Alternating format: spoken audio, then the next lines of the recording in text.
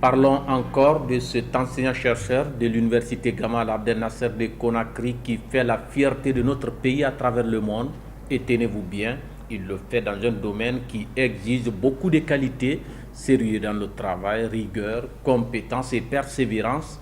Voilà ce qui a conduit le docteur Aboubakar Oumar Bangoura à un véritable succès scientifique, ce après plus de 10 ans de recherche suivi à la loupe par des instances internationales spécialisées. L'homme vient d'atteindre le point d'achèvement scientifique dans son domaine. Il a travaillé sur les fibres alimentaires et son travail est certifié par Cambridge Santa, le très prestigieux centre de recherche britannique. Nous avons réalisé un magazine sur ce scientifique aujourd'hui courtisé par des pays occidentaux. Je vous propose un extrait du magazine. Suivez.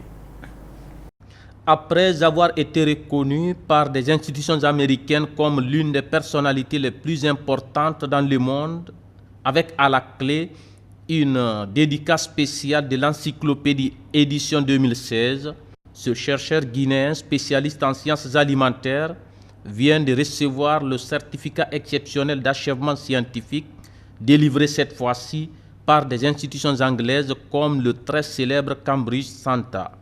Le docteur Aboubakar Oumar Bangoura nous a fait l'honneur d'ouvrir l'enveloppe de cette prestigieuse distinction dans les locaux du groupe Gangan. Ce énième certificat de renommée internationale décroché par le Guinéen de l'université Gamal vient couronner un travail scientifique de plusieurs années. Depuis 2006, l'homme a commencé à innover dans la production des fibres solubles et insolubles, une catégorie d'aliments qui joue un rôle important dans la chaîne nutritionnelle, notamment le nettoyage du tube digestif, principale conduite du bol alimentaire. J'ai apporté des innovations à la production de Fibersol 2. Fibersol 2, c'est les fibres solubles du rang 2, ce sont les fibres solubles. Les fibres solubles, tout comme les fibres insolubles, participent à la régularisation du bol alimentaire, c'est-à-dire que dans le côlon. Et la plupart des maladies dégénératives, n'est-ce pas, sont issues d'un mauvais fonctionnement du côlon, c'est-à-dire les cancers de côlon, les cancers de duodénum, les maladies cardiovasculaires, l'obésité. Donc ces fibres-là, n'est-ce pas, régularisent le côlon. La méthode innovante du scientifique guinéen permet d'éviter les effets indésirables liés à celles utilisées jusque-là pour la production des fibres alimentaires. Et leur technologie était particulièrement Fibersol 2, où j'ai innové. C'était une technologie qui produisait ces fibres, mais avec des effets indésirables, c'est-à-dire que c'est une méthode chimique où on a des substances chimiques comme on appelle, qui étaient associées. Mais depuis 2006, on a trouvé une méthode qui élimine les substances chimiques. C'est une méthode biotechnologique. On a utilisé les levures Saccharomyces cerevisiae pour isoler ces fibres. Donc, depuis là, les institutions, d'abord, les premières institutions, c'était les institutions anglaises, n'est-ce pas, qui ont reconnu l'originalité de ce travail. Aboubakar Oumar Bangoura a donc réussi à innover, mais attention, ce n'est qu'une étape. Le processus est à la fois long et très exigeant. Et si vous vous arrêtez à mi-chemin, quelqu'un d'autre peut s'emparer de votre projet et lorsqu'il le mène à terme, c'est lui qui serait reconnu comme le véritable scientifique ayant travaillé dans le domaine concerné. Il faut donc multiplier les publications et être capable de les défendre lors des grands rendez-vous scientifiques regroupant des chercheurs venus de tous les horizons du monde. Alors si vous avez produit un nouveau produit, ça c'est un nouveau produit parce qu'il est utilisé avec les levures, et que vous n'arrivez pas à faire les méthodes, les études physiologiques, un autre scientifique, 2 ans, 3 ans après, fait ses études physiologiques et naturellement, vous n'avez pas achevé, il va vous dévancer.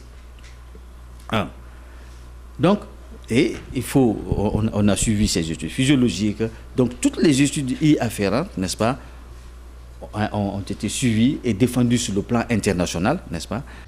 C'est un véritable succès scientifique reconnu à l'international. Pourtant, le nutritionniste guinéen n'a pour le moment pas droit au repos. Il doit s'apprêter à présenter les études comparatives pour prouver que sa méthode est réellement la meilleure par rapport à l'ancienne qui souffre des réactions chimiques. Et en 2015, nous avons, n'est-ce pas, présenté une étude comparative entre l'ancienne méthode, c'est-à-dire que ce que les institutions japonaises et américaines utilisaient avant, on a considéré maintenant comme une ancienne méthode par rapport à la nouvelle, n'est-ce pas, par rapport à la nouvelle méthode. Et ces travaux-là ont été aussi présentés par l'une des plus grandes maisons scientifiques américaines qu'on appelait Brown Walker Press. Le domaine de l'alimentation est si sensible à tel point qu'aucune erreur n'est permise. Aboubacar Oumar a donc une autre mission encore plus compliquée, c'est-à-dire travailler sur la méthode d'admission, la présenter, la défendre au cours des rencontres scientifiques avant toute validation ou approbation. Publication de la méthode d'administration, n'est-ce pas, les institutions américaines ont effectivement contacté parce que ces travaux sont publiés avec des grandes maisons scientifiques, World Scientific, Wageningen Academic Publisher, et puis Brown Walker Press. Donc automatiquement, vous êtes vu sur le plan international et on voit votre évolution. Si vous avez travaillé sur un domaine que vous avez complètement cadré, vous allez bénéficier des reconnaissances sur le plan international. Quel processus? Le chemin est long, difficile et surtout très exigeant. Mais le scientifique guinéen a honoré le rouge jaune vert car il a atteint le point d'achèvement scientifique. Autrement dit, il a cadré son travail. Personne d'autre ne saurait faire mieux. Oui, on a réussi à cadrer. De nos jours, parce que c'est les méthodes biotechnologiques, les scientifiques courent vers ces méthodes biotechnologiques qui n'ont pas d'effet nocif par rapport aux anciennes méthodes, des méthodes chimiques. Donc on suppose que, n'est-ce pas, il n'y a pas une autre méthode, n'est-ce pas, qu'on peut apporter, n'est-ce pas, par rapport à ça. Et comme toutes ces études-là ont été vraiment effectuées et présentées, défendues sur le plan international. Après tout ce parcours couronné de succès devant des grands chercheurs occidentaux notamment, le docteur Aboubacar Oumar Bangoura s'est rendu compte que dans le domaine scientifique, il n'y a pas de discrimination. Là-bas, seul le travail bien fait prime. C'est ce qui fait la beauté de ce domaine. Je vous rassure que ces institutions scientifiques n'ont pas vraiment de distinction d'ethnie, de couleur, de religion.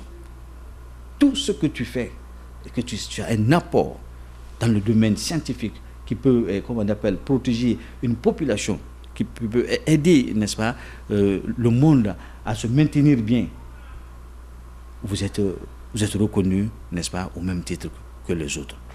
Amour pour la science, sérieux et persévérance dans le travail, voilà quelques secrets de cet enseignant-chercheur de l'université Gamal Abdel Nasser de Conakry. Des secrets qui se heurtent souvent aux difficultés liées au manque de véritable appui à la recherche en Guinée. Je suis très conscient que la recherche scientifique n'est pas subventionnée. Et les chercheurs ne sont pas vraiment à leur niveau. Sinon, comparé, par exemple, je fais partie d'une institution sous-régionale, la SOACHIM, n'est-ce pas? Je peux comprendre que par rapport même à la sous-région, les collègues scientifiques, n'est-ce pas, qui sont là, les conditions dans lesquelles ces collègues vivent, c'est beaucoup plus amélioré.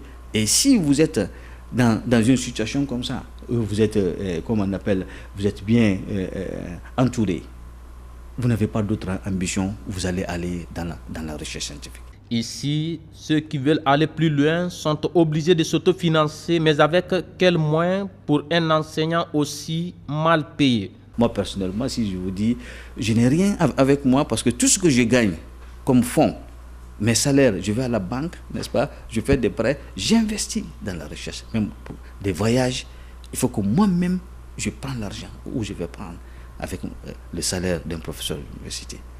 Donc, parce que je n'ai rien, je ne suis pas dans les conditions vraiment qu'il faut. Et finalement, d'ailleurs, comme on appelle, le collège dit, mais donc, toi, il faut rester dans la recherche. Ça, c'est la recherche.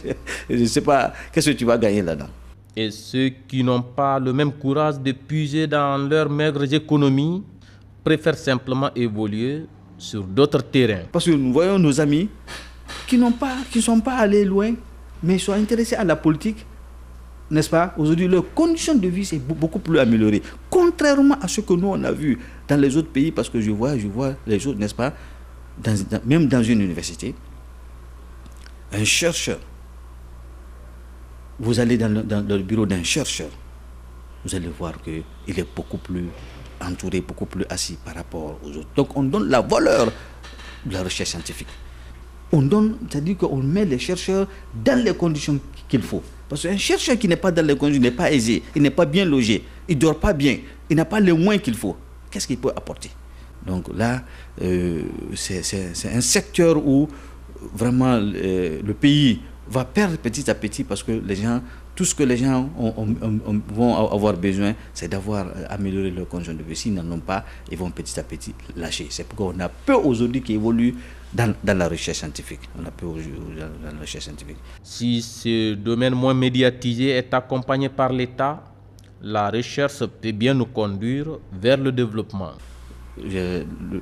Beaucoup de processus, c'est-à-dire que le développement du pays qui nous manque aujourd'hui, qu'on n'arrive pas à maîtriser, n'est-ce pas, avec la recherche scientifique, on pourra facilement, n'est-ce pas, les atteindre. Essayer de valoriser les institutions de publication, parce que nos jours, il y a peu d'institutions vraiment qui publient, c'est-à-dire qui sont installées dans ce pays et qui font, c'est-à-dire que des publications de valeur. Si vous voyez dans tout le pays aujourd'hui, peut-être que c'est Guinée médicale, n'est-ce pas, à la faculté de médecine, qui est un peu plus reconnue. À part ça, il n'y en a pas.